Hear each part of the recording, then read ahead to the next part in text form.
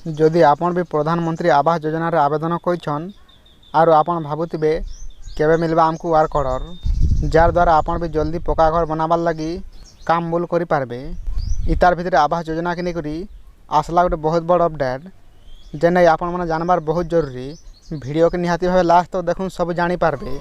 जेने आपण माने जानिथिबे राज्य रे सब हिताधिकारी प्रधानमंत्री आवास योजना रे आवेदन करिछन तार संगे संगे सेमानकर सर्वे मध्ये सरीछे। इहादे बाकी रहिछे सेमानकर वार्क ऑर्डर।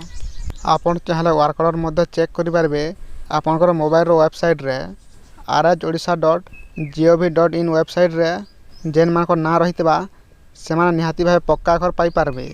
प्रधानमंत्री आवास योजना केंद्र सरकार तरफ शुभारंभ करा जाइथिबार बेलके आम राज्य सरकार तरफ अंतर्देशीय गृह योजना शुभारंभ करा सरीछे। तेबे इस स्कीम रे पक्का घर निर्माण करबार लगी 1,20,000 टंका प्रदान करिथिसन सरकार जेने किस्ती आकार रे आपनकर खाता के आसीतिसी।